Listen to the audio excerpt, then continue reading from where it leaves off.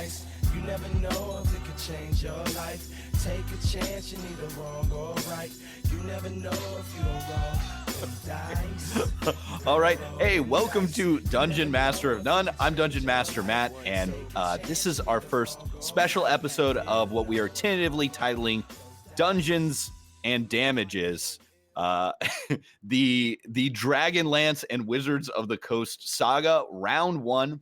And with me, I have special legal correspondent, Brent. Brent, thanks for coming on the show. This is a pleasure to be here. Now, Brent played in a couple of my games and one-shots, and you have done what I hope all lawyer Dungeons and Dragons players do, which is go off and start your own game. I did, yeah. You actually, I pretty much give you the credit of getting me into D&D. And I take the credit for it. Excellent. And you are actually also the only, but also the best lawyer I know who plays D&D. Thank you. That's odd that it's the only. I'm trying to get a coworker of mine into it. He has apparently some buddies during quarantine that have recommended it, and I am trying to push him in that direction. I'm like, you'll love it, do it. I'm trying to spread the good word. Well, we don't tell most of your kind like this because we try and keep the professional managerial class out of the game. Yeah, well, I'm a class trader, so it's different, you know. Okay, well, that's okay. Well, we'll let you into the podcast for this. So we're here talking about the bombshell that dropped this week. We're recording on a Tuesday. On Monday of this week, we have, actually, what do we call this, Brent? Is this a filing, a lawsuit? Yeah, we have it would thing. it would be that Margaret Weis and Tracy Hickman filed their complaint, which kind of initiates the lawsuit in federal court in the Western District of Washington. Okay, so they have sued. Like when they say, I'm going to sue you, they have sued. Correct. Okay, so Margaret Weis and Tracy Hickman, the authors, most notably of the Dragonlance series of novels and many of their accompanying game supplements, but also lots of other Dungeons and Dragons shit. The original Ravenloft module was their creation, are suing Wizards of the Coast and our Hasbros in federal court over a dispute over another set of Dragonlance novels, which, according to this complaint, are already like half written. Like 2/3 written, actually. 2/3 written, yes. Yeah. In a very short time. I thought the timeline was very, very interesting. Well, it is interesting, but they are people. I mean, if anyone can crank out a novel, it's this good Mormon boy and his writing compatriot Margaret Weis. They're industrious. They're from the prolific Beehive State. Yeah, they have a prolific output, it seems. Yes, they've written a ton of these Dragonlance novels, but they've never actually owned the Dragonlance brand. It's always been a Wizard brand. It was originally like thought up as, and so, okay, here's a little, actually, wait, before I get into the background, can you explain to us non-lawyers, like, what is the basic thing this case is about? Sure. So the basic kind of, the gist of the lawsuit is that around 2017, Weis and Hickman were approached by Wizards to go, hey, it's been like 10 years since your last Dragonlance books. You know, probably at this point, 5th edition is you know, the reignited the love of D&D, and they're kind of like, hey, let's bring it back. Let's get the band back together for some more Dragonlance books. And let's head to the Pig and Whistle Tavern in Solace for another round of adventuring. And it seems to me perhaps the final one, because they do refer to it as the capstone of their career. So maybe this was like the grand finale of the Dragonlance series. Little did they know that capstones originally went on the top of the pyramids, which are tombs. They're about to get buried. I don't know. I have no idea. Okay, so yes. So they were approached by Wizards to write more Dragonlance. They said yes. They said yes. It was going to be a trilogy. Apparently, they found they reached an agreement with a subsidiary imprint of Penguin Random House Books a couple of years later, in like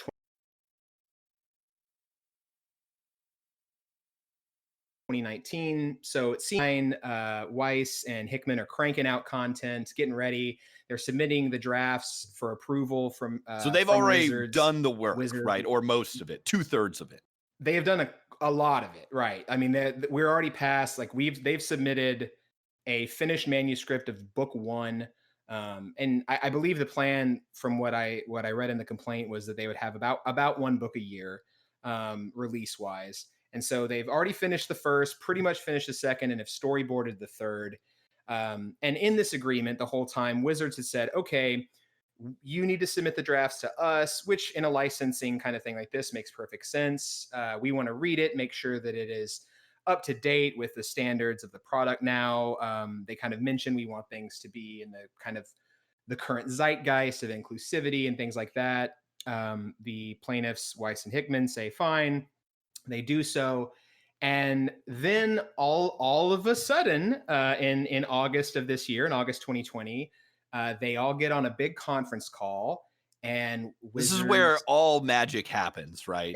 The most exciting events in human history are on just big conference calls. When you get when you get the lawyers, the executives, all together, that it truly is, that's the cogs that turn our beautiful country. And then Wizards apparently was like, we are not going to approve any future drafts ever, so don't send them. Which, kind of de facto at that point, it's the end of the agreement, and that's it. So what complicates this issue, obviously, is that this is not just between Weis, Hickman, and Wizards of the Coast. You also have the publisher. There's a separate agreement between them and Penguin Random House, and this is kind of like they had their own obligations to fulfill to them. So this is putting them in breach, because now they have a good that they cannot do anything with. They can do nothing with these books, because obviously. What is breach for a dum-dum like me? So it's pretty simple. A breach is like there are terms of the contract that you are required to fulfill. Either party can breach based on the terms, and so that they're going, in exchange for us writing these books, you are giving us the license to use Dragonlance in the Dungeons and Dragons world, all these properties that so they can have beholders in the book if they want to, for instance, or whatever, or mind flayers.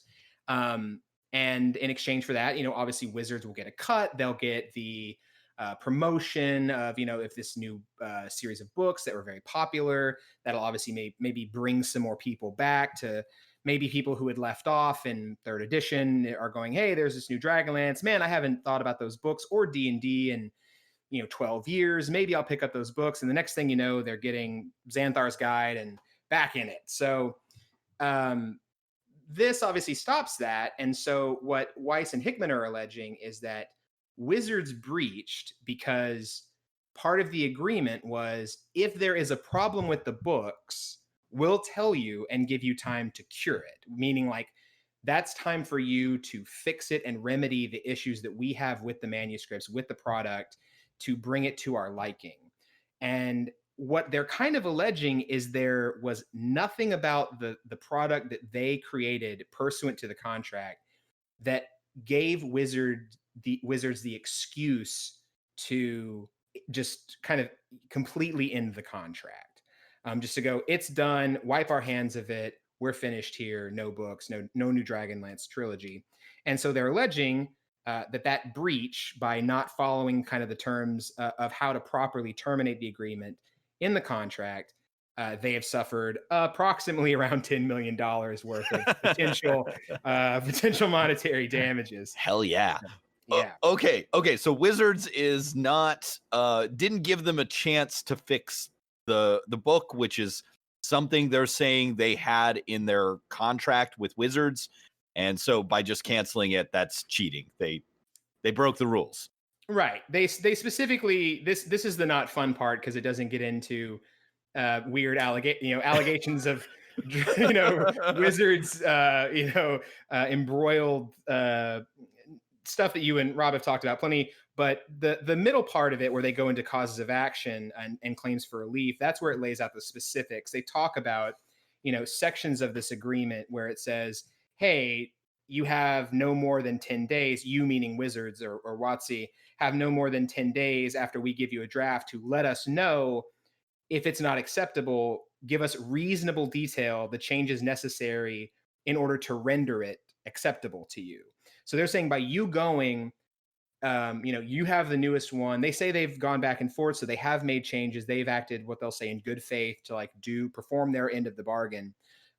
Wizards has that draft, goes, we are not accepting this draft. We're not okay with it. It's not acceptable. And by the way, no further ones will be acceptable. So basically telling them there's nothing you can do to make It's us over. over. It's over. Yeah.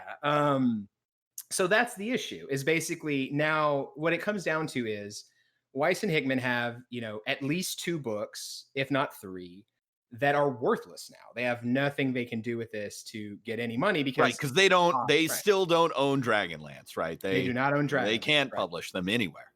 Mm-hmm. Okay.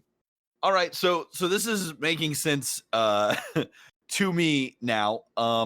So there's all this stuff in this in this lawsuit, and I'm just sort of curious, like how usual or unusual this type of bringing up Wizards' sordid past and things are in this type of lawsuit. Is this like a typical, someone broke a contract lawsuit? This is what I was so excited to talk about, because this is just a very, pun intended, big bugbear of mine, is that I am a very, like, to answer your question first, it is not really uncommon, but this kind of that is the fucking most lawyer thing to say. It is not uncommon. Okay, well, but it makes sense. It makes sense. Way. Yes. Okay. Yeah. It is. These kind of rhetorical flourishes, let's say, in the complaint, are not uncommon. I hate them. I just like to have it a very dry recitation of facts, and kind of just the allegations. You kind of give whatever you need. So some of it is necessary. Obviously, if you're saying here's what was going on, why they breached it, because the big question, obviously, looking at this is, and it's one I think I said to you when we were kind of first going back and forth about this, is my question is, okay, what's in these books that makes Wizards not want to print it to avoid more of a hullabaloo about it? Because they basically say they want to avoid any future issues by not printing these books. So I'm like, well, what's in these books? But yeah, so that's what I don't understand either, is like, so yes, there's got to be, we'll have to speculate here, something there, unless Wizards is, because they lay out all these facts. Sorry, I should back up. The complaint lays out all these facts, going through, as Brent said, a lot of the things Rob and I have talked about on this podcast, of all the shitty things Wizards has done in basically the past year or so, that have caused a shitstorm, and people rightly so, to point out the racism and sexism and various Wizards actions in both D&D and Magic the Gathering. Yeah, and they say specifically, I want to point this out. It's on page 4, line 19. It says plaintiff creators are informed and believe, and what that means is they have no proof. It means they've heard it. Okay. That's just lawyer speak for meaning like we don't have at this point hard evidence to show you that this is true. But it says, and based thereon allege that a decision was made jointly by defendant and its parent company Hasbro to deflect any possible criticism or further public outcry regarding defendant's other properties by effectively killing the Dragonlance deal with plaintiff creators. So what kind of caught my attention on that is that, as you're aware, it's not that WotC has stopped making things. No. Rime of the Frost Maiden just came out. Tasha's is coming out next. Like, even in the D&D verse, it's not like business has slowed. They're like, whoa, let's just put a cap on it. Let's not have anything else while this let's all go to our mountain retreat in Washington to think and meditate and try and grow as a company. Right. They need to do a growth, and have some self-reflection. So that was odd to me. That struck me as odd, that knowing a little bit about the company, being a fan of D&D, is that well, what is going on in this book that makes them go, we got to cut this, like we got to nip this in the bud, like we cannot possibly put this out. I'm not saying that's what it is. It just read very strange. Right. It seems like that's maybe gotta be, and it's hard, right? Because we just have the lawsuit from Weis and Hickman. Wizards' only reasoning behind this, right? Yes. But and listen, I don't know much about the law. I'm just a simple country dungeon master here. But I know that winning a court case, right, is it's all about telling a good story, right? You can confirm that's true, right? Of course. And to go back real quick, just in terms of the language, like the kind of the scandalous, the sultry details that are laid out, it is not uncommon. Like, because essentially what you're doing with this is you're probably anticipating that Wizards is going to come back, and if I had to hazard a guess, I would say they will probably countersue. Like, they will do their own answer, deny the allegations, and say, actually, Weis and Hickman breached due to XYZ. So whenever they have teams of lawyers who do nothing but hold their standard action every round to cast countersue. Exactly. The countersuit, they're going to cast it. They're actually going to cast it at 4th level. Fancy. It's like a little bit higher. Yeah, add an extra layer to it. That's probably what they're going to do. So what you want to do with this is, because this is the initial filing that the court is going to see, you want to try to plant the seeds in the judge's mind as early as possible. Like, this is what's going on. So this flourishy language, really laying out some dirty laundry, because I doubt I had the name, but I forgot to write it down. The judge has been appointed at this point, but I forget her name. But I'm sure she is unfamiliar with the intricacies of either the Dragonlance series or of Wizards of the Coast, of Magic, or one would hope not. Dragons. I don't know if I would trust a judge who's like, well, I've actually read all 180 Dragonlance novels. I think you would have to recuse yourself after a certain number of. Yes, I've read not just the original, but like I've read at least 50 of the derivative works of the Dragonlance series. Like, I'm gonna move to like recuse that judge, because that there's no way you're getting a fair hearing. But yeah, essentially that's it. That's why you have this. Here's the background. It is a federal court, but it's in Washington, which I would guess that that circuit or that kind of area is probably a little more liberal, a little more plaintiff friendly, maybe more receptive to arguments about kind of like, hey, here's the background. I'm kind of setting the stage. I guess the more extreme thing would be like poisoning the well, but I don't think it's that extreme. But I'm kind of setting the stage of who Wizards is as a company, right? Okay. Like, they're these people who have these internal problems. Like, they're getting rightly pilloried in the public square right now. This is who they are. That you want that to be the first thing that you see to go across that judge's desk. And if I understand the story correctly, right? The idea that Wizards is a company in trouble is part one of the story. Part two is that because they don't want any controversy, and because our books, could sometimes be read as controversial, they canceled the deal without giving us a chance to revise, because it was just easier for them to not have to deal with it. Like, well, I don't know. That seems like the story they're presenting to me. Kind of. They're not presenting it's not quite that in terms of what they're presenting. Like, everything that we've been saying about the potential controversy of the Dragonlance books, like, that's all us speculating and kind of reading between the lines, because they are very clear that they had, like, there was no reason. And I find it kind of like, this is why I would not get into this kind of flowery language, is because I feel like it was a little contradictory in their pleading. Like, you're kind of giving away a little more than you want to. So they say there was basically no reason. Like, it was an arbitrary and unilateral termination of the agreement based on nothing by Wizards. That's what they're alleging. They just get on. They don't give us a reason. They quote just, we're not accepting any more drafts. Right. That's it. And we asked them the reason why, and they said, we're not accepting anymore. Mm-hmm. Right. Exactly. I mean, because that seems like that would be in violation of a contract that you would have that would let you revise. It absolutely would. And based off what Weis and Hickman have provided in the complaint, that That's correct. Like that is kind of a breach because they do give out some they kind of go through like here's what's in the termination clause of the contract. Here's the excusable reasons to terminate, and what Wizards allegedly did would not satisfy any of those. But of course, the problem with that is we don't have the full agreement. You know, we are only hearing one side of this. So that is what they are alleging. It does seem like this is a pretty clear breach, but this is the plaintiff's complaint. So it's obviously going to be every fact presented is going to be in the most beaming golden light possible on Weis and Hickman. Okay.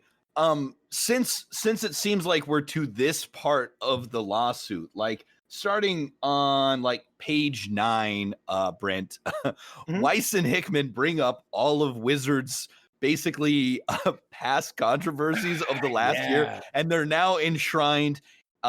I'm sure they're written on the obsidian stones that all federal filings get recorded on, deep below Pikes Peak or wherever. Right.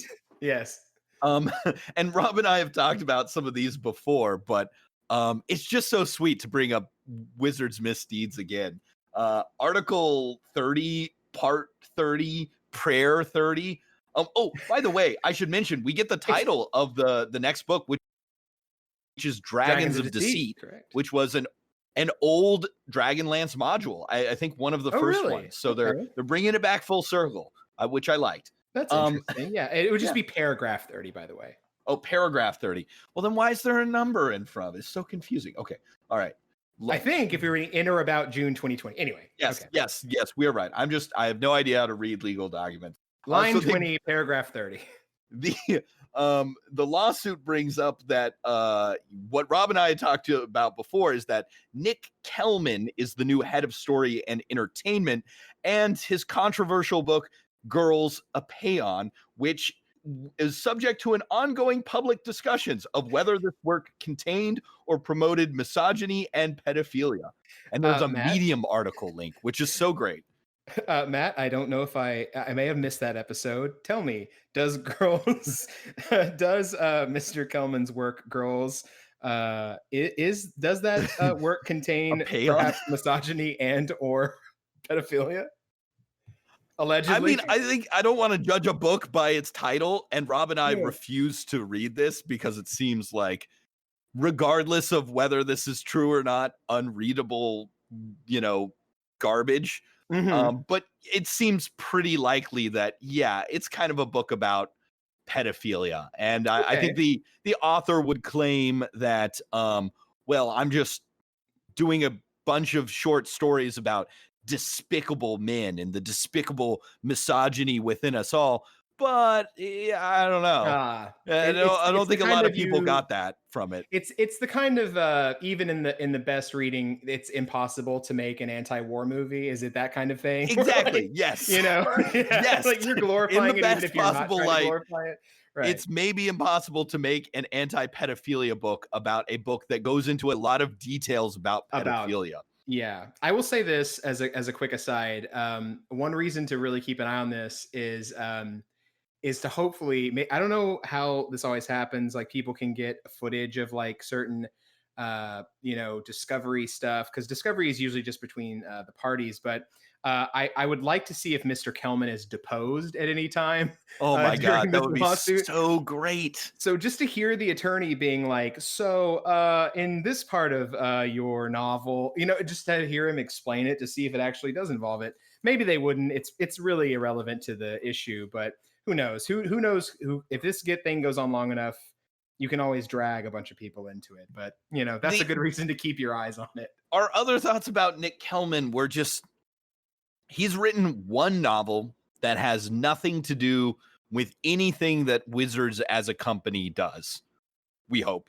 And there are so many decent or good fantasy, sci-fi, speculative fiction authors out there who, I'm sure would also be good editors or heads of departments. And they've picked a guy who's published one thing, and it's this book. So that's it. His only publishing history is the girls' book. I think he has a co-author credit on a graphic novel. And these are both from over a decade ago. A very fun thing about the way they preface this, since this is where the complaint gets really fun and juicy, is that it's the kind of like you give the small lead in and then you really hit them. That it goes as recently as 29, or where is it? Excuse me, Mr. Kelman, who was and remains defendant's head of story and entertainment, was a controversial choice. Then they go into exactly why it is, and it's like You're like, that's oh, a bit of an controversial choice. understatement. That could be anything. Yeah, exactly. And then it's like, it's misogyny and pedophilia. It's like, oh yeah, wow. Ooh. And then he brought them on as the oversight team. So that is really interesting. That's June 2020. So that's, basically 2 months before the conversation where the breach allegedly occurred. So that it's was very- alleged pedophile guy who said, no more Dragonlance. he apparently saw it, perhaps speculatively was like, there is not nearly enough misogyny and pedophilia in this book. I'm not saying that is what happened. I'm merely Right. It's a speculating. possibility. It's certainly a possibility. Yeah. So that was just an interesting little note. So- in the time frame. I'm also interested in this next paragraph 31, because it's a way for me to bring up some of the background of the Dragonlance novels, right? Sure. Following Mr. Kelman's assignment to the defendant's Dragonlance team, issued a 4-point set of comments dealing with various sensitivity issues ranging from the use of love potions in the story, as referenced in the 5e Dungeon Master's Guide, to concerns of sexism, insensitivity, and potential negative connotations with certain character names. Yeah, that is very interesting. So it seems that they let Weiss or they let the authors go and write this.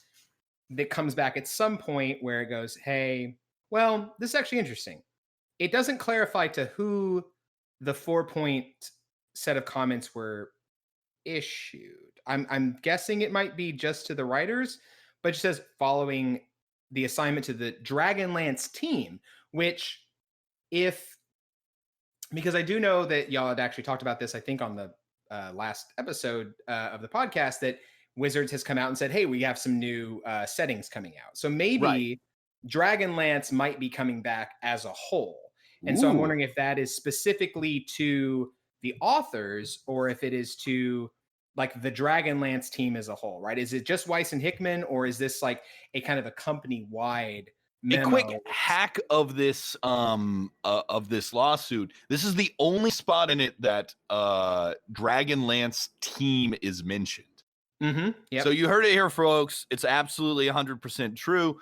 Dragonlance confirmed as an upcoming setting. Maybe not, depending on how this maybe not goes. until yesterday. Mhm.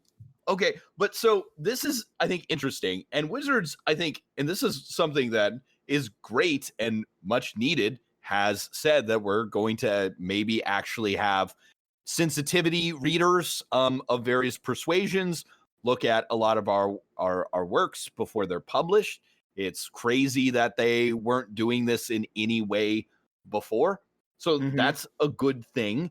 I find it interesting. So Weiss and Hickman bring up, you object to the use of love potions, which I think we can all agree having magic roofies in your game is a little weird, right? A little fucked up, yeah. It's super fucked The up. filter of love.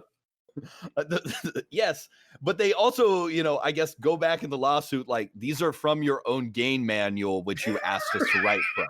Right, yeah. Yeah, and it does say that every time it happened, they were fine with it, and they would do. That's right. They would rewrite as needed. Although this is something I brought up to you. Line 7 on page 10. It starts: plaintiff creators accommodated such requests and provided rewrites. In one case, 70 pages worth. Damn. That's a considerable chunk of a novel. I mean, I think even in the most expansive, like even if you're like a real tome kind of thing, 70 pages is nothing to sniff at. And that's another thing that kind of piqued my, like, kind of made my ears tingle a bit as to, like, what are we dealing with here? You know? And it sort of points the mind in two possible directions that we'll have to speculate on. But I think this is a good point. And Brent, you mentioned, earlier to me that you had read this novel as a kid, like a long time ago, and remember nothing. I read the original trilogy as a teen and remember only a little bit. So this may not be very accurate, but it's at least somewhat accurate in that, Dragonlance was written in the 80s and 90s. It's written by two white people. The gender roles and things like that, I think, are pretty clear in the Dragonlance book. I remember there's one female character who was more than a barmaid or a princess. Right. I also remember that basically there's a lot of good and evil races. Some draconians are good, some are bad. There are gully dwarfs. Do you remember gully dwarfs? That means nothing to me. Okay, that's good. There's a version of dwarfs in Dragonlance that are basically just like, well, everyone's racist against gully dwarfs, and we're all okay with it. And let's see, Kinder, which are the version of halflings in Dragonlance. They're just a people that love to steal. They just love stealing. Here they go stealing again. They can't stop themselves. And then I also remember two of the main characters are sort of coded on like the cover art and in some of the descriptions in the novels, again, from what I can remember, as sort of a northern Great Plains, like Native Americans, and they're described as barbarians, but they're also depicted in the art as white and blonde. Okay, cool. Which, wait, now in Tracy Hickman's defense, right, as a good practicing Mormon, this is something he deeply believes. That's very true. That's you cannot blame him for it. Yeah, that's actually you're being problematic. Yeah. No, we can blame him for this, but yeah. For sure. Okay, so I just bring this up in that we haven't gone back and read Dragonlance. Brent, bless his heart, watched 2 minutes of the Dragonlance cartoon. And I loved it. It was great. It was great. We just can't stop thinking about weird 3D. They look like there's the Draconians in the Dragonlance cartoon look like the crocodiles from the Donkey Kong game. And they're in 3D animation up against 2D characters that are also poorly animated. It's just a nightmare. They were a very this was today that I looked. I had a very truncated timeline to do this, but the animation reminded me, it is like a very particular Western animation, and now I'm trying to remember exactly what it looked like. It's just a very much of a time. It kind of reminded me of like Captain Planet. Yeah, like just the faces on them, like it's just a very. This came out in apparently 2008, but it is a very. Don't believe that, but it's true.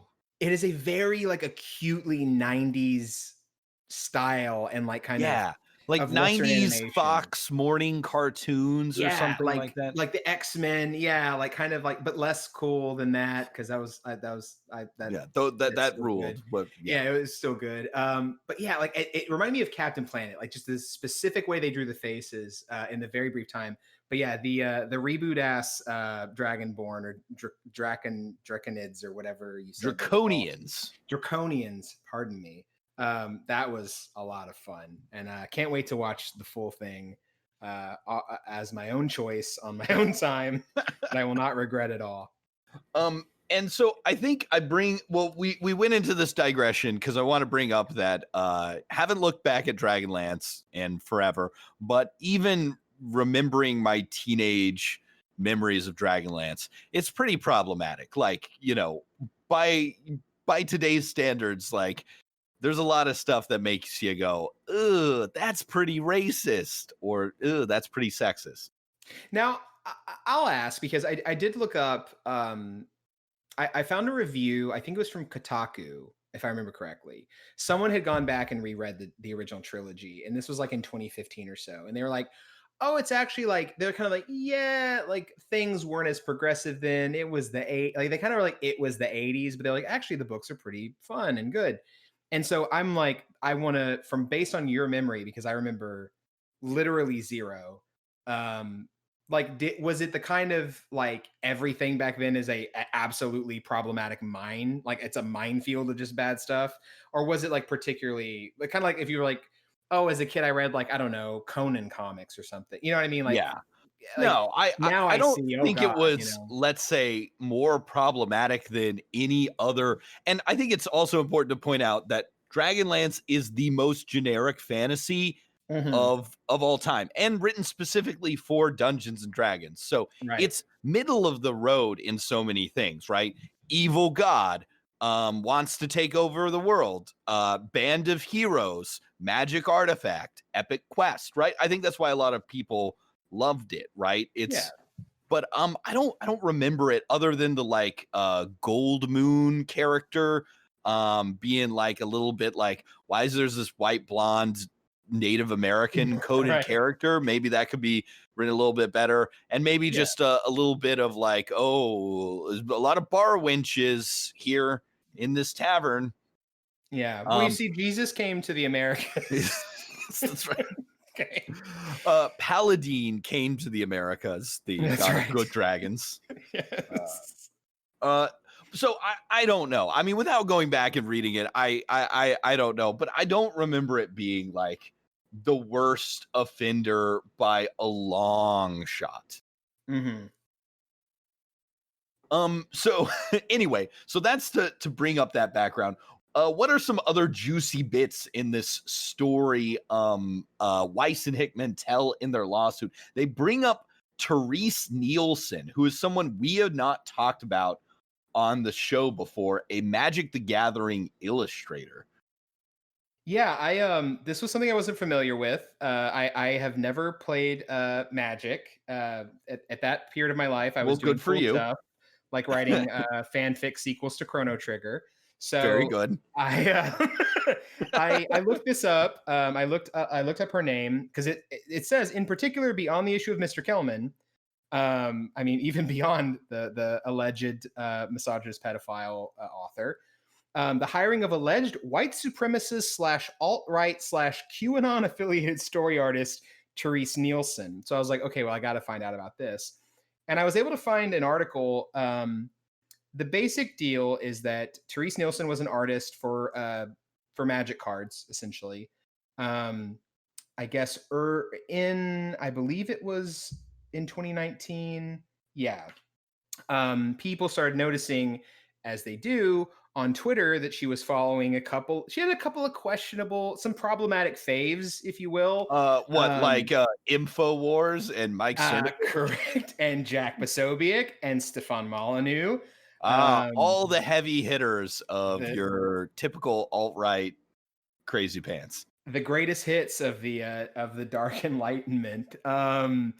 Yeah, and she had liked some tweets that have some questionable anti-Semitic content in them. Ooh. But so this is based off a very cursory reading of this article. So this lady, pardon me, I've lost her name. What is it? Sorry, Nielsen? Therese Nielsen. Yeah, so Therese Nielsen apparently lives in Nevada with her wife. She's been illustrating cards since the late 90s or mid 90s.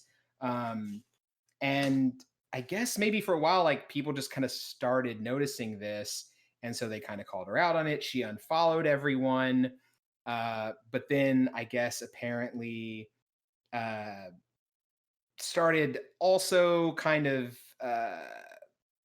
it resurfaced basically as things kind of do on Twitter. Like people are like, hey, don't forget that, Therese Nielsen used to follow, Stefan Molyneux or whatever.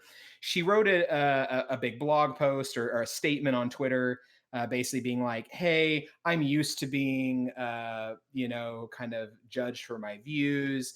I'm just trying to, she says, I love this. This is my favorite thing for someone who has garbage political views. It says, in these stressful times, it is my intent to navigate in harmony with my core values, which are beauty, compassion, love, to the best of my ability, without any need or desire to stifle, censor, or demean another for differently held viewpoints. So it's simply a matter of you're actually wrong for being mad at her. You're the real bigot here for not Right. letting me I don't know, be a public person working for a high profile company while, you know, just saying all sorts of anti-Semitic things all the time. Right. Very Yeah. cool. Just because she happened to like a tweet talking about the Ziocons in Oh my the God. Zionist cons Jesus in full Christ. control of the U.S. government doesn't mean anything.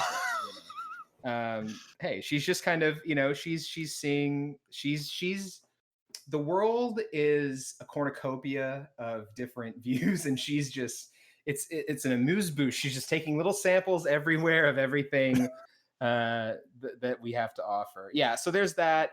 She Okay. apparently sent art into a QAnon YouTube show, autographed by it. Oh, Both were Jesus. apparently very pleased. So Wizards came out and listen, were like, if QAnon gets a hold of a purple lotus mana, we will not be able to stop them. I'm glad Wizards shut this down. So Wizards came out. I love this. Wizards came out, and people were in an uproar of this, rightfully, I will say. They were like, "Hey, stop having this lady make art for y'all." And they were like, "No, it's cool. We haven't contracted her for any art in a long time. Only after like 2 more reprints are we going to have any of her art in our stuff." Because it happened right like they had just reprinted. It was like the initial controversy. I think this is the timeline. Correct me if I'm wrong, but it's like initial controversy with this lady. They reprint some cards with her art. Then people are angry again about it, and they're like, "Oh, cool, we got this. Don't worry." Only after this next thing coming out in the fall of 2019, we're not going to ever reprint her stuff again after that one that's coming out soon. We're not going to stop that printing, but after that, we're totally done. So, yeah, Yes. wild. So this is the paragraph in the lawsuit where we get the phrase, the defendant, Wizards of the Coast, was subject to a drumbeat of negative publicity related to alleged, quote, pervasive racism. Quote. In quotes, yeah. Defendant was engulfed in controversies. That's right. Swallowed whole. They have to make a grapple check or cut their way out of the creature's stomach while taking bludgeoning and acid damage. The one thing that pissed me off about bringing up Therese Nelson is they also bring up Lisbeth Eden, who was alleged over sexualizing their work. They fired Elizabeth Eden for like doing a pinup pose on Twitter, which is not the same as in no way in any way similar to being a weird QAnon Nazi. Yeah, no, now that you say that, I think I'd heard y'all mention that. I was not familiar with that. But yeah, that does ring a bell. Yeah, not the same thing at all. Yeah, it's you put up a pinup, little piece of art versus an allegedly misogynist and pedophilic book, and or openly supported QAnon and the alt-right. People who would like to see at least a considerable portion of your player base disappeared or killed. Yeah. So anyway, it's so great to have in now this is a law, right? Correct me if I'm wrong, but these are all now laws here. Wizards, a record of Wizards misdeeds. Yes, these are on the public record as yes. So they also bring up, and we spent basically a whole episode talking about Orion Black and their complaints about being basically treated like shit as a contractor for Wizards. They also say that this was, they bring up that it was being addressed at the highest levels. And then that's when they segue into the infamous August 13th, 2020, really for D&D fans. This is our September 11th. We'll remember this day forever. When there was a telephonic meeting between Kelman, a bunch of lawyers, executives, and Weis and Hickman. Yes. A shout out to the drafter of this, whoever signed it. That doesn't mean that's who it is, because that's how lawyers work. But to Margaret Niver McGann for using the rarely used Messers, like for before Kelman and Morrissey. I assumed that you just had to do that in law writing. No, you don't have to use Messieurs. I have seen a lot of Mr. Blank and Mr. Blank, like before, instead of using Messrs, big fan of Yeah. that. So Wow. Okay. So right, they say Mr. Mitchell responded after we asked for grounds for such termination with the nonsensical statement, quote, "We are not moving toward breach, but we will not approve any further drafts," unquote. right. Yeah, it's like if you think someone is an undercover cop, if you ask them if they're breaching and they say no, you have to take them at their word for it. They have to tell you if they're moving towards breach. Are you breaching? No, I'm not. You're like, oh Okay. shit. Okay, well, summary judgment on this. We're done. I don't know what that means, but Oh, it means that's it's just over. Sorry. it's over. All right. Yeah. All right. Lawyer jokes. Okay, so I mean that's the end of the complaint. There's a bunch of claims for like, I guess this means like what they want and why they deserve money, right? Yeah, they Is deserve the about rest $10 of it million. Yeah. Specifically plus just to get kind of 75,000, which was right their initial contract. yeah, that was the, I guess, initial what do you call that? I don't want to flip through a lot. Advance? Yeah, the advance. Thank you. That's it. Yeah, that apparently they got from that the writers got Weiss and Hickman got from Random House that they then gave to Wizards. I'd have to look at the whole contract to see what that's all about. But just to give a kind of a quick breakdown of the claims they're asking for. So one is breach of contract, specific performance. What that means is basically the contract said you were obligated to do X, Y, or Z based on the language of the contract. You did not do that, therefore you breached. So that's that. The second one, is breach of implied duty of shield of good faith and fair dealing. Exactly. Shield of good faith. They were supposed to give Weiss and Hickman +2 AC. But the implied duty of good faith and fair dealing is essentially, it's kind of a common law concept that every time you enter into a contract with somebody, there is an implied covenant or like warranty. Yeah, basically, you're assuming that both of you are going to act as best you can to like fulfill your end of the bargain. Like, it's a bilateral contract. There's two parties involved. Each one is they're going to act in good faith to complete what is required of them. So they're saying essentially that when Wizards was on that call and was like, we're not going to approve any drafts, like that was not a good faith behavior. Like a reasonable person would not have done that, because essentially what plaintiffs are alleging, what Weiss and Hickman are alleging, is that if you look at what we had done, we had written these books, we had submitted the drafts, we had done revisions when asked, a reasonable person would think that we have acted in good faith to fulfill our end of the bargain, and you still unilaterally terminated this contract. So that is kind of without even having to necessarily get into the letter of the contract, this is a way to say there was still a breach, because you breached the idea, like you breached the kind of legal standard that we would act in good faith in our dealings with each other. So that's the second claim for relief. Okay, that makes sense. Yeah. The third one is tortious interference. I'm going to admit, this is when you mess with a turtle in your party by knocking them on their back and laughing at them. Right. They only have 50 interference. years, which doesn't make sense for a turtle or tortoise-based creature. No. They should live much longer. Really wild. Work on that. Do better, Wizards. Tortious interference. They're basically the standard action where they use their go into their shell to get a higher AC is one of the weirdest abilities anyone has ever.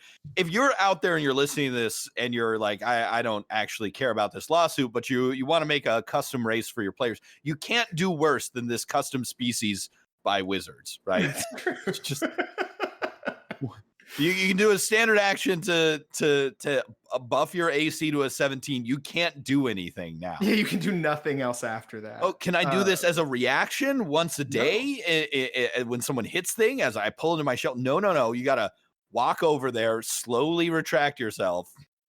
I wish they would do it. I wish they would just really make it fully useless, where it's like, it's an action to do it. And on your next turn, you must it's like donning and doffing armor. Like you must come out. You must then use your action to come back out of your shell. Right. It's completely useless. It's a trap, right? There's no reason to ever use it. So yeah, tortious is an adjective here, meaning relating to a tort. yes, relating to Okay. a tort, All right. yeah, which is like an injurious conduct.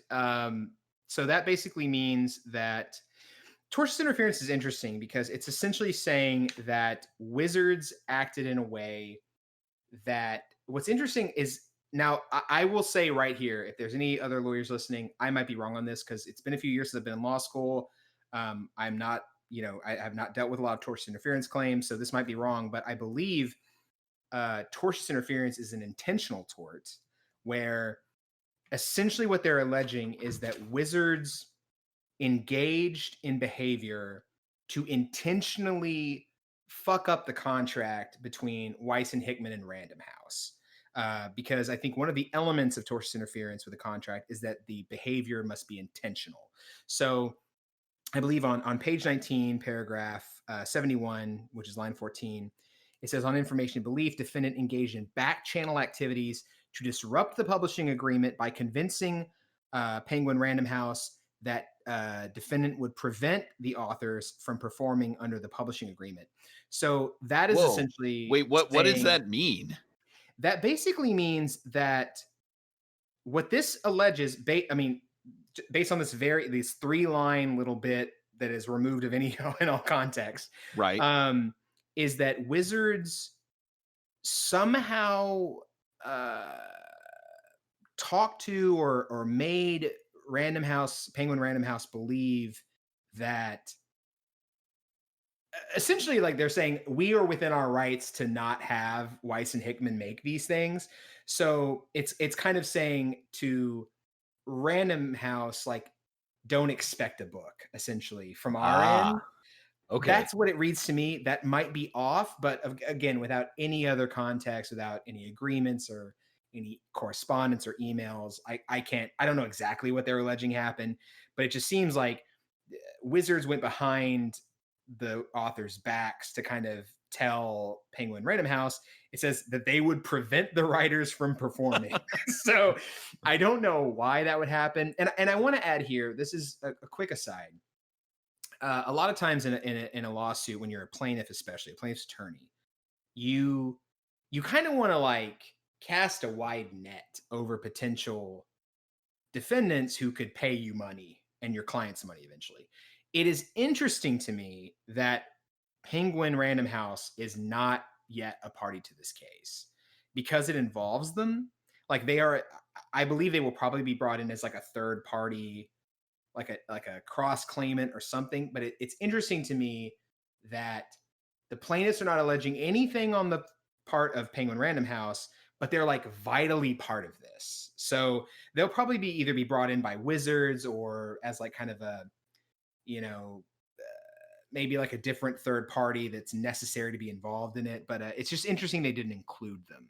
So is this possibly implying that Weis and Hickman think that like Penguin Random House was poisoned by Wizards of the Coast against them and that they're now on Wizards' side, or that they're hoping that Penguin Random House is still kind of on their side, or does it not really even work like that? I'm guessing here, like, this is just speculating, but at no point do Weis and Hickman talk shit about Penguin Random House in this entire complaint, right? Like, there's nothing implied badly that they did. They were just fine business partners.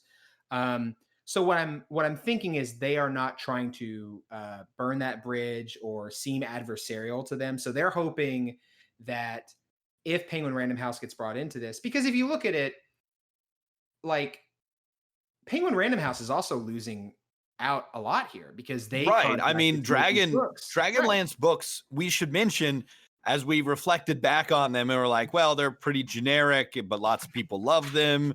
Yes. Only slightly problematic, maybe more so. We'd have to go back and read them.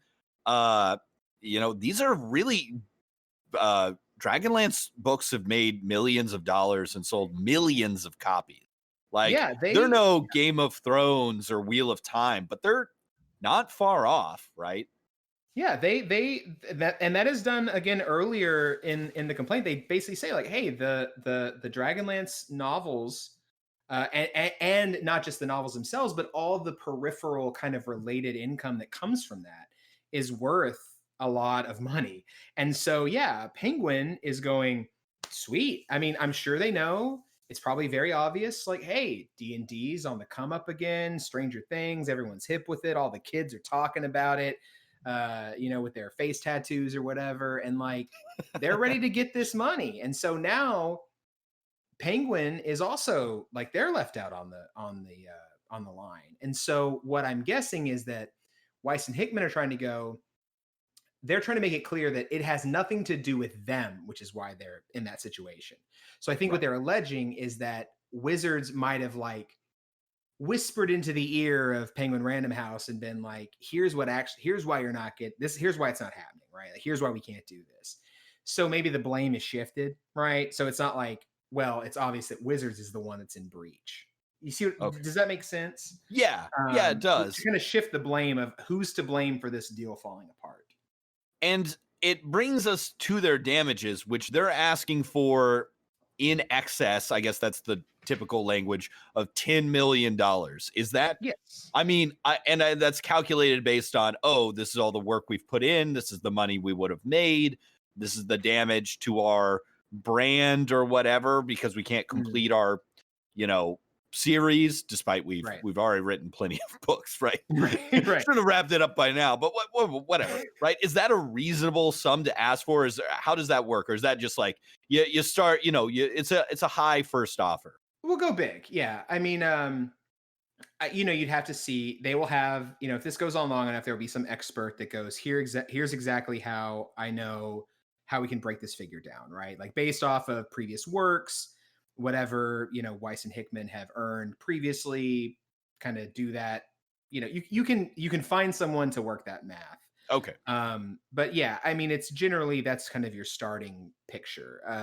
In the work that we do, or that I do even, I've been a plaintiff's attorney before, I've been a defense attorney, and it's very common as a plaintiff that you go, okay, I realistically know, for instance, this case is worth, $150,000 reasonably to settle, right? But I'm going to allege damages in excess of $1 million because I want, like, if I'm ever going in front of a jury, of course I'm going to argue for that much money, right? Like, whether I think that's what could get a handshake deal done to settle it doesn't mean that's what I'm going to argue if you drag this out all the way to where I'm in front of a jury and it's like, I got to just make my argument now and I'm trying to get as much as I can. You know what I mean? Yeah. So it's a high initial volley, basically. Okay, I have that makes sense. I have some theories about what might be going on beyond this lawsuit. And Brent, before I get to them, is there anything else interesting or unusual from this lawsuit, or just interesting that you wanted to bring up? Well, there's just a few. I want to take, kind of going back all the way to talking about the kind of beautiful beautiful language of this complaint. There's just a few excerpts that I particularly liked. Oh, hell yes. Let's have some readings.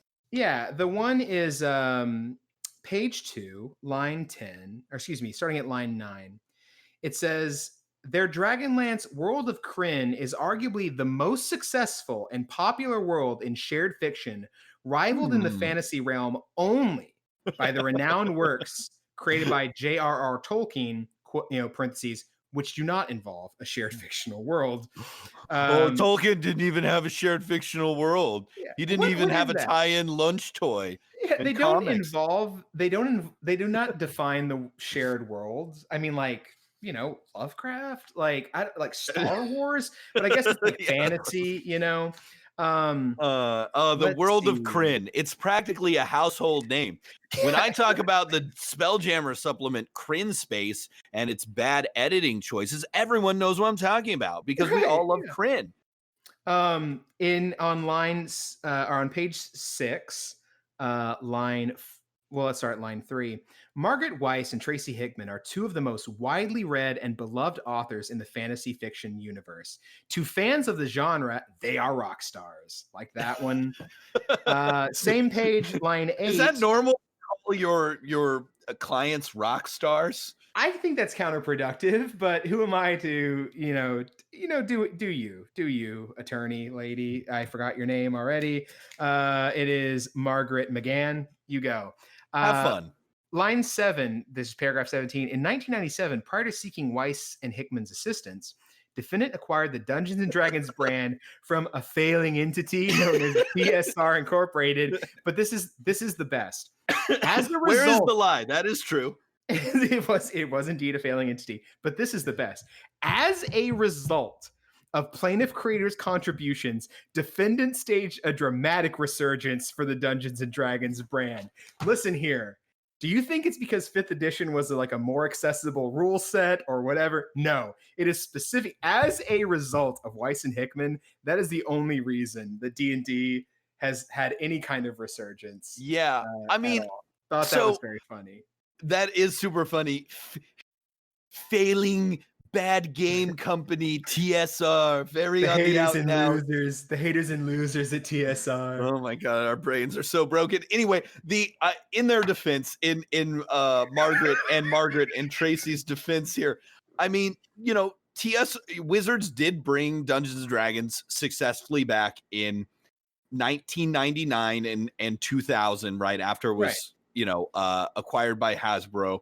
Mm-hmm. I guess you could say that, in the 90s, Dragonlance was the D&D novel, right? Sure. I think you could give it that, and that I think you could fairly say that Dragonlance at its peak was more popular than Dungeons and Dragons at the time. Like, there were people reading Dragonlance who probably not played Dungeons and Dragons. Okay, so people hard up for some.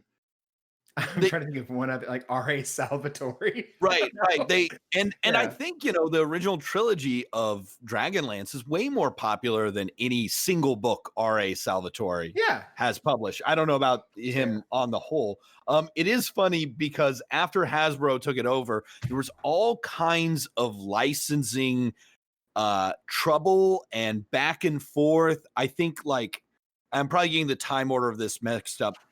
Dragonlance got published under the Saga rules set, and then in the OGL era of 3rd edition, the license for Dragonlance got pitched to a third-party company. So the 3rd edition Dragonlance books, unlike all the previous Dragonlance books, were not published by Wizards of the Coast or TSR, and they were terrible. So while at least Weis and Hickman claim Dragonlance helped bring Dungeons and Dragons back for Wizards of the Coast, definitely no love went the other way in the early aughts. Okay, well, there you go. See, now I'm learning a little more history. So maybe that actually, like, to me, it seemed very laughable, but there's some truth to it. It might. I mean, that is maybe greatest shared universe of all time. Maybe not. But this one has maybe some merit to it.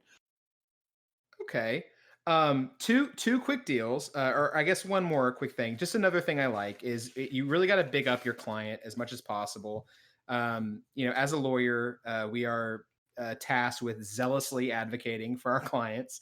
And when in the parties recitation on page 5, which starting on page 5 at least, the parties recitation in a complaint, all it really needs to say is, plaintiff is either a person or a company. If it's a person, they are residing in this state. If they're a company, their principal place of business is in this state, right? That's okay. It can be very dry. So then you have plaintiff Margaret Weis or it's Margaret Weis LLC specifically, is a company through which renowned and best-selling author Margaret Weis conducts business. And then paragraph 14, plaintiff Tracy Hickman, an individual, is a renowned and best-selling author. I just love giving that little extra mwah, that little we love it. You do not need that there, but it is just a very nice, like a love letter from the attorney to their client. Like, we're big up in you at every possibility. So just wanted to give props for that too. That is super great. And I will go back and edit every time we say Weis or Hickman and add in a positive, renowned and best-selling author. Yes, the renowned and best-selling authors, Weis and Hickman. Well, this has been a trip looking at I just have to say before we get to some of maybe our judgments, before we adjourn, what I don't know, some We lawyer take a word. recess. Yeah, it's not Before we over take yet. let's take a recess to just say how happy I am. Listen, I don't want Weiss and Hickman. I don't know them. They don't seem like terrible people. Like they certainly aren't QAnon Nazis. That's for No. damn sure. And it sucks that their book got shut down and they're going through a bad time. Wizards of the Coast is a company, whatever. Fuck them. They can either go through a good or bad time. But I am just so happy for us. The real winners of this law case are us, in that we're gonna get, or at least we've gotten so far, and hopefully we'll get more, all these fun, juicy details about what's going on. It's really good. When you asked me about this, and especially when you were like, "Hey, let's talk about this on the podcast," it truly was like a meeting of all of my interests. It's like I'm a lawyer, I'm a DM, and I'm also messy, and I love drama, and it's just a perfect just joining of all. It's like it's putting it back to Captain Planet. It's like powers combined. This is it. This is it for me. I love this. I'm putting an alert on the federal case Pacer, the thing that looks up the cases. I'm putting an alert for this case. Every Hell yes. filing, I want an email telling me, check it out, Hell yes. This is, as I classify these things, this is an anti-alien versus predator situation. Whoever wins, we win, right? Whoever loses, we win. Yeah. Whoever loses, we win. There we go. That's a much more elegant There we go. way to phrase it. Okay. All right. So some summary judgments here, right? That's the term, right? Some Yes. judgments here. Sure. Okay. Here, I'm going to give you some theories as to what could actually be happening. And again, I just want you to speculate based on reading. Again, we only have this one lawsuit. We have no idea, but Right. please indulge me and tell me what if you think this is possible or plausible. Okay. Okay. Theory one. This is, I'm going to play the Tenari's advocate here and say, okay, actually, Nick Kellman, author of Girls, a Paeon, controversial author accused of misogyny and pedophilia promotion, allegedly, is actually a really stand-up guy, and the two women he replaced as head of whatever storing and stuff were just not as woke and up with the progressive times as he is. And he's, sure, he's in the middle of controversy after controversy over racism and sexism at his company, Wizards of the Coast. But him and his bosses, they get these drafts from Weiss and Hickman, who, have just never moved past the early 90s. And they are so just irrevocably sexist and misogynist. They are so bad that even after sending them some suggestions, they're like, there's no more suggestions we can send. There's no more way we can get them to fix this book. We just have to, and I know we're going to get sued for this, and we're going to piss off every Dragonlance fan in the world, which is also all Dungeons and Dragons fans, but we're just gonna bust this out and walk away, because this book is just too damn sexist and racist, and there's no way our company can withstand any slight media criticism of publishing something that may have done a sexism or a racism. Do you think that's possible? That was a lot. Yeah, I mean, they had failed Wizards had failed 2 death saving throws. This one would be the last one. First off, I'd like to say, shame on you. Girls, a Paeon was published in 2004. So to imply that the gentleman could not grow in that time, I really think like that's very harsh. That's very true. He was just a young 32-year-old novelist back in the day. It's Right. fine. Who are we? Whom amongst us He's just a has kid. not written a problematic, potentially misogynist, potentially pedophilic novel? That is my main question, because again, just based off kind of reading between the lines here, it is odd to me that, you know, is it possible that Wizards just really was unilaterally like, no, we're done? Absolutely.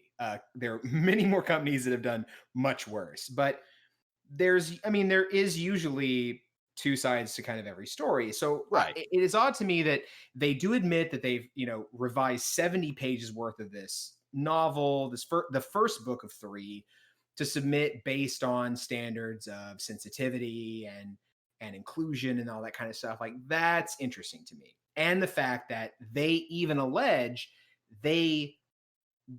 Wizards breaches contract to avoid criticism and controversy. Like, that to me They're says, assigning a motive. right, they were assigning a motive and a motivation to it, right? Like, this was where their mind was at that point. They're trying to avoid controversy because, like we said earlier, it's not like Wizards has stopped printing Magic cards, releasing new modules and supplements for D&D. Like, it's not like business has stopped. So why is this something that had to be stopped? That's interesting to me. So it is possible. Okay, it is possible. And I mean, did you pick up on this? I can't tell because I'm just not used to reading like legal writing. Did it strike you at all weird some of the ways that, like, for example, when they were talking about Orion Black, the Wizards contractor who had been done wrong, to quote what the Weis and Hickman's lawsuit, they refer to Orion Black as a self-described non-binary person or something along those lines. A non-binary Black person specifically. Yes. And it's like, why would they put in self-described? They also bring up like sensitivity training, or not training, sensitivity reading and trigger warnings, like unnecessarily. Like, do you think it's possible that like Weis and Hickman are, is there a way to imply or perhaps take a guess from the way that this is written that Weis and Hickman maybe really don't respond well to someone being like, this is not super sensitive? I'll say no, and here's why. Because again, Weis and Hickman did not draft this petition, right? This is their attorney. And so when they do that, they're like, when you have quotation marks in like a pleading, you are referencing a specific thing. So when they say like, Orion Black is a self-described quote non-binary Black person, like, they're doing that because they're showing like they have written this themselves and this is how they refer to themselves, right? Like, it's like in their own writings, this is what was said, just to be specific. And like, okay, because I guess outside of legal writing, if I saw that, I would maybe assume that this person was like against calling non-binary people non-binary. You're looking at it as like the Chris Farley as Matt Foley, like, I don't do trigger warnings and I'm not a non-binary. Yeah, exactly. Yeah. Like, it's not that. I think that it's literally just saying, especially in the instances where there is a direct link, like to the Medium post or the blog post or whatever, it's saying this is how it is described in and of itself. Because with the discussion of Kelman's writing of Girls, it says, the article itself contains, quote, trigger warnings of, quote, implied sexual abuse and statutory rape. So it's saying that is like, this is verbatim said in this article to show that they're not being, they're not. So they're not just mocking trigger warnings. They're bringing that up as evidence that even to talk about his book, you have to have a trigger warning because it's so vile. Right. It's like, it's saying even in discussions of this is the language used to describe it. Okay. That makes sense. Okay. So second theory, this whole thing is through Weis and Hickman, right? It's their filing. It's their lawsuit. Possibility number 2, Wizards just does not give a shit about republishing Dragonlance. It could make them some money, but actually novel sales are nowhere near what they need to be. They've looked at the numbers from the last couple publishings in the Dragonlance line, and they've done shit. They're never going to recapture the glory of the 90s when the market was empty of Dragons of Autumn Twilight and its 2 sequels, and they just don't give a shit about this anymore, and that their motivation for this has nothing to do with this controversy, right? That Weis and Hickman, it didn't even cross their minds that this is somehow connected to revising their stuff to make it more sensitive and the recent shitstorms they've created. Is that possible? Sorry, I need you to clarify. So, okay, yeah. So I guess my second theory is that Wizards killed this deal for some other reason. And it's and we can't fathom why, because it's, we're only looking at it through this lawsuit, and it's actually, maybe it's not going to make them that much money or something like that. Is there a way that Wizards could have done this with a different motivation entirely, not just maybe different priorities in their motivation? Yeah, I mean, if you're asking me, not knowing anything, is there any possible other reason that Wizards could have done this? Like, well, yeah, for sure. But specifically, yeah, I think it's possible. For instance, like Wizards could go, oh shit, like we got wrapped into this and we're about to pay a whole fucking lot of money to these writers, and we're not going to make anywhere near return on investment that we might have thought. Like whatever coked up Wizard exec was like, absolutely, I want a new trilogy. Like whoever that was, and I fucking love 2017. Oh man, Cameron or Karaman and Rastalin, they were my boys. Yeah, shit. And but yeah, exactly. Racing. Yeah, just completely spun out on an 8-ball, just like at a shrimp cocktail dinner or whatever. Like completely possible. And I would say that maybe trip like to the Pacific Northwest. if you had to kind of wager it, I'd say that's almost the most realistic, right? Because like Wizards, especially and Hasbro, because it does specifically say that Hasbro executives were also present during this, that it's like, yeah, they just might be like, this isn't worth the money. Like no one buys fantasy novels anymore. After that last season of Game of Thrones, like it doesn't work. You know what I mean? Like it could just be like, if your name's not George R.R. Martin, you're not getting anything. And so that's very possible that they could have been like, this is just not worth it. And whatever we pay out to Weis and Hickman, whatever we end up paying as a settlement, right, is going to be less than we would have spent out of pocket over 3 years up to 2025 to like market these books, promote them, that kind of stuff. They would get a cut of any royalties, maybe like at the end of the day, it's just, let's not mess with it. That's very possible. But I don't know, Okay. Scenario 3. Most of the things in this filing are absolutely true. Wizards as an institution that goes back to TSR has always held a grudge against Weis and Hickman. And you know what? They fucking just canceled it out of somewhat spite or malice. Just like they were saying maybe Nick Kelman just personally doesn't want new Dragonlance novels. And he's like, I'm fucking going to call my guy I went to Yale with at Penguin Random House. And, we're not doing it. It's going to be a new Brooks Brothers riot to prevent the publication of the new Dragonlance trilogy. But they don't know our secret weapon on our side, which I'll tell you in a second. I mean, is that possible? Is it possible that, like, again, you're bringing up as a lawyer, like this is one side of the story. I mean, is it likely that the facts are actually pretty close to what Weis and Hickman are saying, or is that really unlikely? I will say this, like, I hate to do a very lawyer thing and say absolutely that is possible, because in the infinite varieties of multiverse or whatever timeline we're in, like, sure, Kelman could have been like, I have a new setting that is based specifically on misogyny and pedophilia that I'm ready to roll out. And Dragonlance is really going to throw a monkey wrench into those plans. But I would actually say that is the least likely.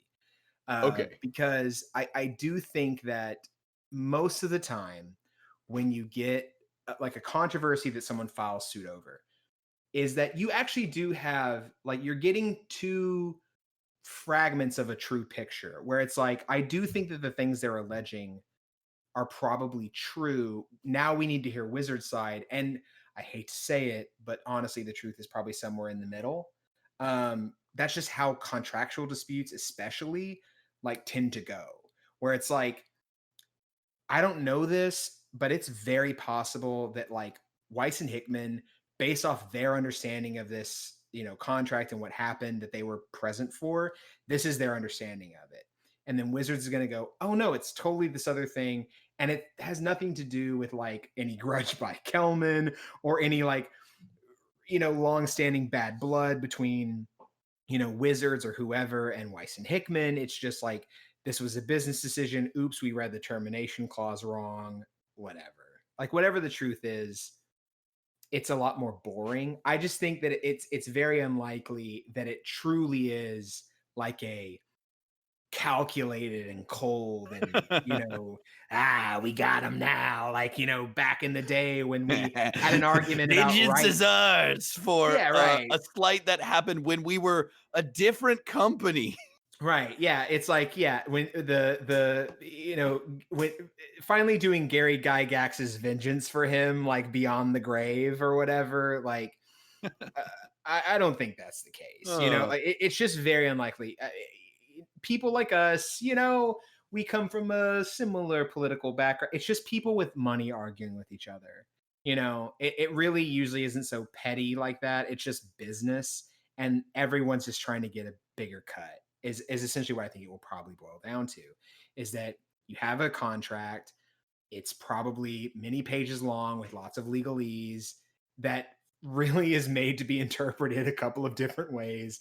Their attorneys are going to argue with each other. And in the end, 99% of the time, this is going to be settled at mediation at some point. Like, it's just going to be, I mean, it's interesting because Weis and Hickman ask specifically for, as part of their relief, they ask for specific performance, which is release the novels. Like, we've done this, so publish them. So it's either at some point they'll get a nice fat check for some amount of undisclosed amount of money and those books will come out, or they'll just cut them a bigger check and the books won't come out. That's the most likely outcome of this lawsuit. Well, actually, I want to ask you a couple of rapid fire questions on the likelihood of a bunch of these things happening.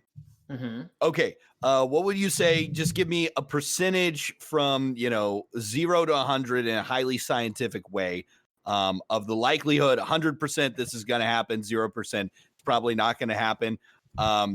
Okay. Are you ready for this lightning round of your lawyer skills? Give me 1 sec. Okay.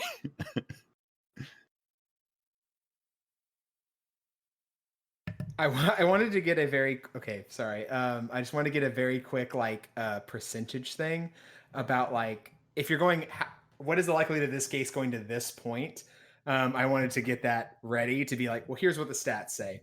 Anyway, go ahead. Hell yes. Okay. All right. So you might have to add in some things for me because I forget of the different stages in things. But we're going to stuff you with a softball here. So what's the likelihood that this lawsuit bankrupts Wizards of the Coast and Hasbro?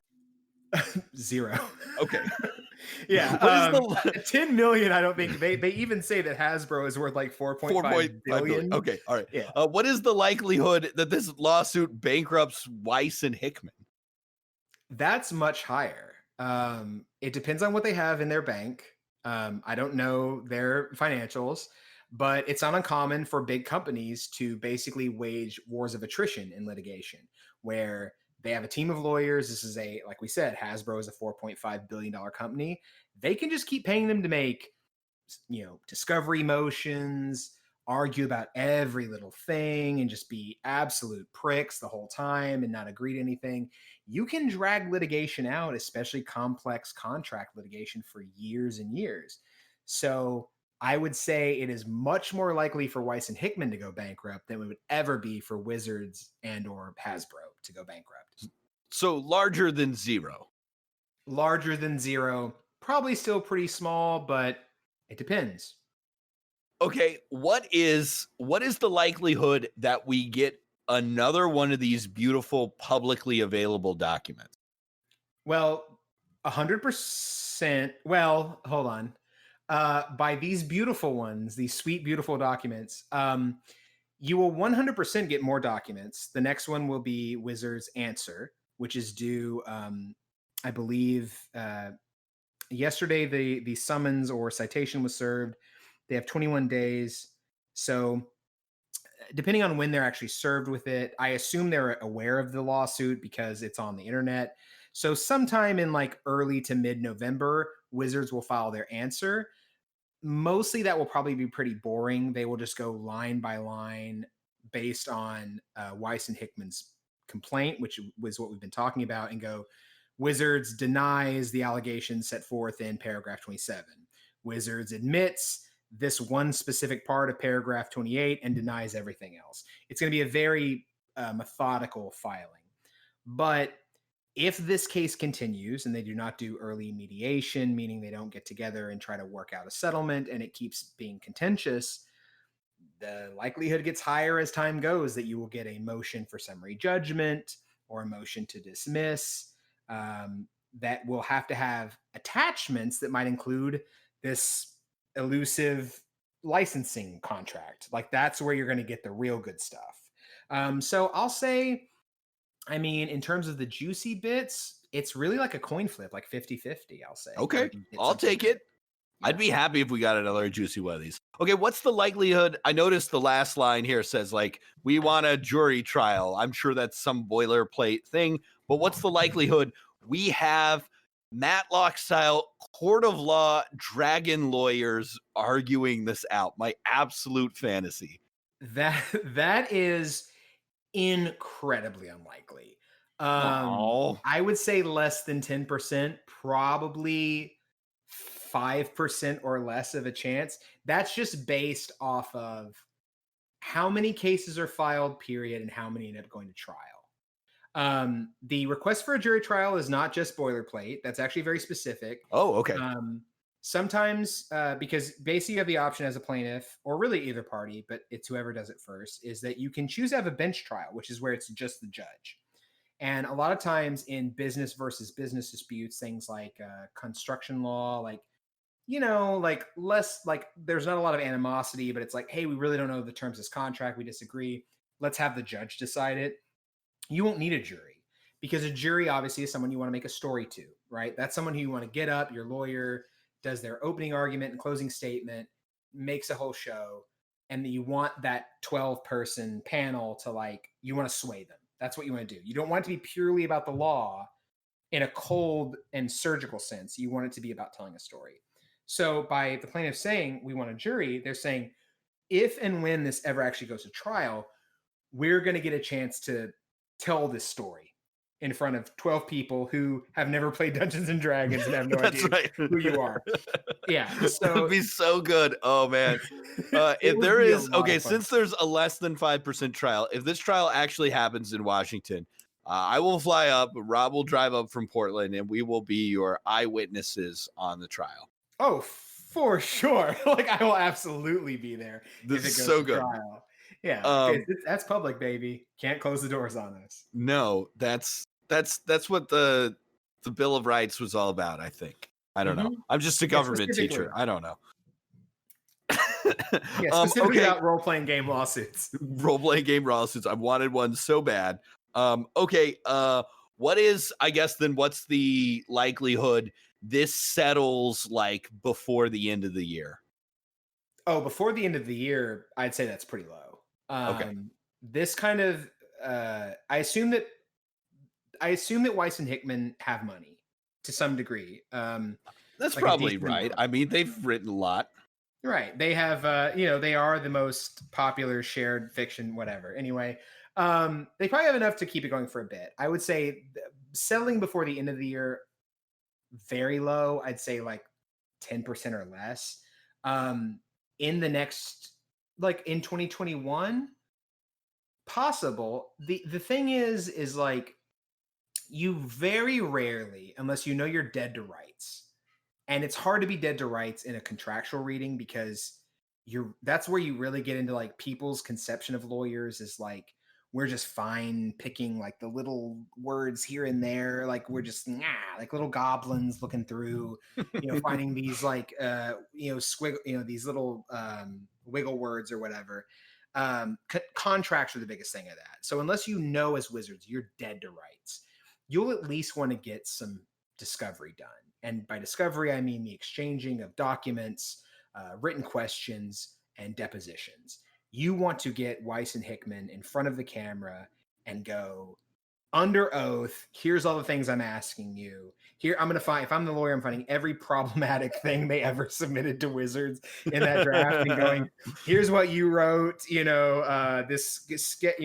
where you talk about how you're okay with the genocide of gully dwarves. Right, exactly. Like, yeah, and they put a symbol on their tunics or whatever. It's really dark. You do that, and you make them look as bad as fucking possible. Okay, well, what's the likelihood that we get to see those videos of both Wizards and Weis and Hickman, like in front of the camera, like in the Social Network? I have to say I don't know, because I've never, like, as someone, I've gotten plenty of those from like, if I'm representing someone and there was like a prior lawsuit, at that point I can request that information. I don't know if that's like a FOIA thing. I don't know how you get it in just any case, because the issue is that most discovery is, and especially in federal court, is like just between the parties. And so the parties know what each side has.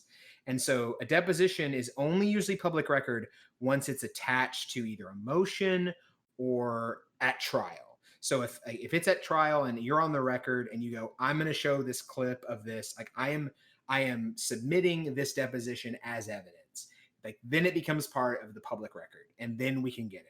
But unless it is either attached to a motion for either dismissal, summary judgment, whatever, or it's like shown in open court, I don't think you can, because I think at that point it's just between the parties.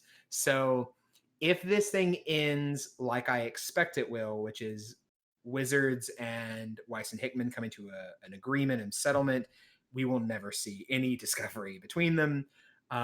But we can still hope that if one of their attorneys really thinks that they got a case and they can do this, and they make a motion for either dismissal based on any kind of like legal argument or summary judgment later on, they will have to attach evidence, discovery evidence, as an exhibit to the motion. That will be public record, unless, of course, they do another motion to the court to like kind of file those as like under protective order, because things like a contract could have, trade secrets, confidential dragon secrets, kind of stuff. Right. Yeah. You might know, maybe these are spoilers for the Dragons of Destiny. Yeah. The Dragons of Destiny upcoming Dragons of Fate module. Okay. Yeah. Now, what would you say the percentage chance is that we get Dragons of Despair, the next Dragonlance novel, which is allegedly written, published? Like, is it zero? Is it dead? No, not at all. Oh, really? Yeah, because this could really just be an argument about the money everyone's owed, right? Like, this could just be like, maybe we just want to pay Weis and Hickman less. Maybe we don't want them to get as big a cut of the royalties or whatever. Like, that's very possible. That you're going to put this in litigation to where, even if you go through that, like, as a kind of like mirror image perverse thing of the thing you said earlier, where it's like, it's not worth it to, maybe these things won't make as much money. Maybe Wizards goes, actually, there's a lot of demand for this, and by the contract is written, we owe them a fuck ton of money. Like, if this does what we expect based on our studies of how much money this will bring in, we're going to owe them a big cut. If we breach and they sue us, by basically the terms of the settlement, you're kind of rewriting the terms of the contract, right? So you'll get paid X amount of money that we pay you up front in settlement, and then the court will decide how much we owe you in percentages or whatever. Like you might be Wait, able so to there's a non-zero chance that Wizards gave this sort of unexpected, according to Weis and Hickman, breach in the hopes that they would get sued? That Oh man, I am they so will never naive. fucking admit this. I am so naive. And so I will of course say, of course not. I don't want to get sued by Wizards. Okay. But like, but it's a possibility. Theoretically, if you fail to do that, like the terms of a settlement, like when you reach a settlement, you are saying usually I waive any further like any future claims on this, you know. So this is the agreement that we've made based on what we've alleged. Here's what we're going to in exchange for it. So I don't know that. That's not. And again, this is one of the things where it's like, as someone who's like not a like super experienced, if there's someone who's listening who knows better, please correct me. But like, as far as I understand it, yeah, like the settlement agreement could give you, if you do it outright and it gets in your favor, you could get more beneficial terms in a settlement agreement than you would have in the initial contract. Because the whole point of a settlement contract is that it's, what you hear mediators say a lot, people, you know, who bring you in and have you reach a deal, is they want both sides to leave unhappy but fine with it. Where it's like neither side gets exactly what they want, but it's enough to make a deal. But it's kind of like, well, you can play that a certain way where it's like, yeah, I don't want this in the sense I don't want to pay them any money. But if I'm paying them some, at least I'm not. I mean, if a plaintiff sues me for $3 million and I get out of it and I pay him $100,000, I don't want to pay him that $100,000, but it's a whole lot better than $3 million. You know what I mean? So right. Okay. So what percentage chance would you give it that we will actually get this Dragonlance trilogy published? Because I heard people say on the internet, well, I guess it's dead. Better than 50, lower than 50. I don't know. I'm not sure how to do this, but I will say maybe slightly better than 50. I'll say like ish, because like you have 3 books worth of shit. Like that's money just sitting in the bank. It cannot be printed without the permission of Wizards of the Coast. Why are they going to let that money go away? It just doesn't make business sense to me. If you have these goods, you know there's a market for it. Why would you not release them? So I don't know, but I think eventually, and it might be years from now, I would think you'll probably eventually see these books. Interesting. I would not have guessed that. So I'm so glad you're here, Brent. All right. Last question. What percentage chance would you give it that we get a published version of Grix Apayan? The novel by Nick Kellman about Grix, our favorite abominations. CR2 abomination. I mean, if he's still the head of story and whatever, yeah, 85 plus. I think everyone, we're all waiting with bated breath to get that hot sequel to Girls. I can't wait for it. Okay, Brent, man, this was a blast.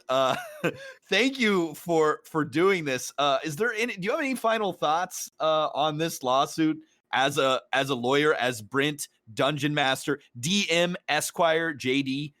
I would say, well, the first thing I want to get clear is this is all parody and non-actionable. I mean, it's the real important thing is we got to wait until we see more. All this is speculative. I don't mean that as like as an actual like cover my ass thing. I really mean it as like we are only seeing one side to this, but it is extremally interesting.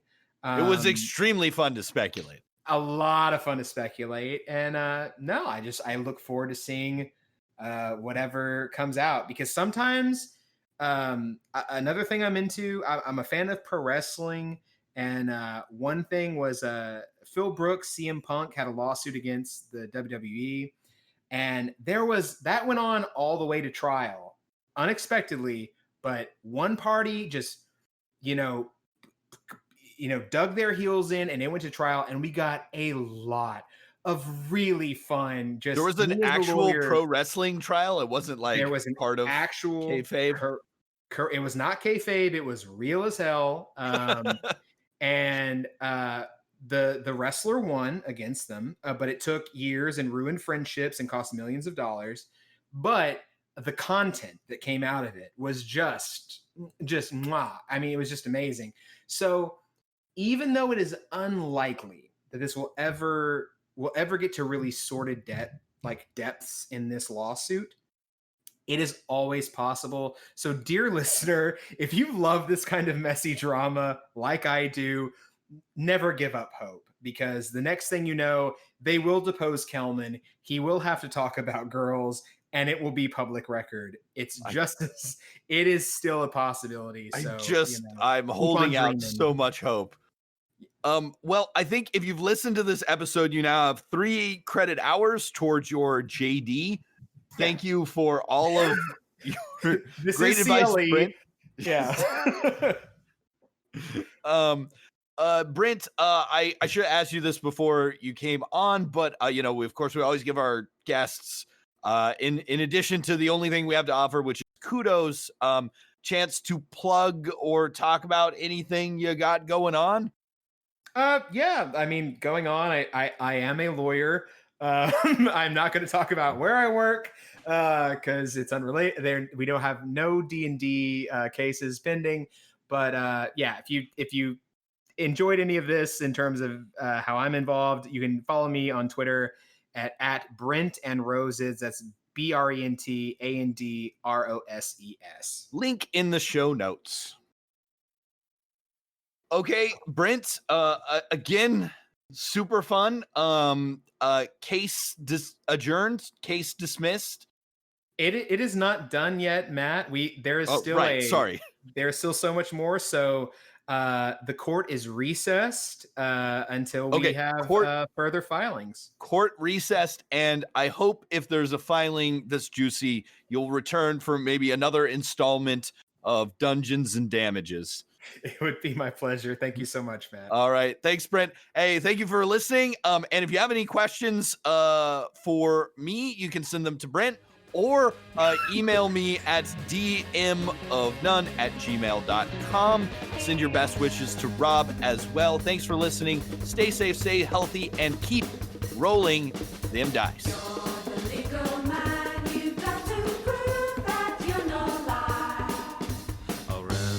Services that you may reasonably require. That went very long, but that was a ton of fun. I'm going to keep almost all of that in. That was way too long, but it was a lot of fun.